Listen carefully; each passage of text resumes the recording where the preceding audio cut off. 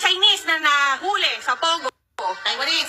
Chinese, Taiwanese, lahat ng nahuli sa Pogo, 600 people. Tatlong eroplano pinatakas ni Maan.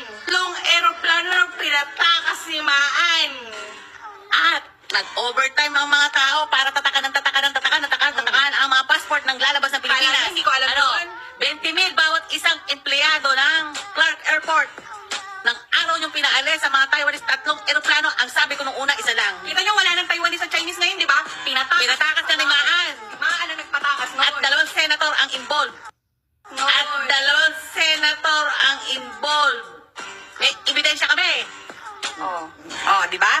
Kaya ako galit na galit. Akala sa Mindanao, hindi po sa Mindanao. Sa Clark Airport po pinalusot ang may 600 plus na Taiwanese na sumakay sa tatlong eroplano. Nasaan na yung mga mga nasa Senate hearing nahuli sa GMA, sa mainstream media ng mga Chinese? Wala na, di ba? Oh, wala na. Pinatakas na nila. Pinatakas na kasi nila Maan. Oh.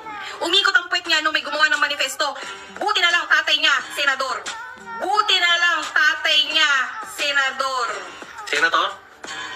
Initial po is LL. Lot. Kung ayaw nyo nun, may mga kasama yun. Lot with friends.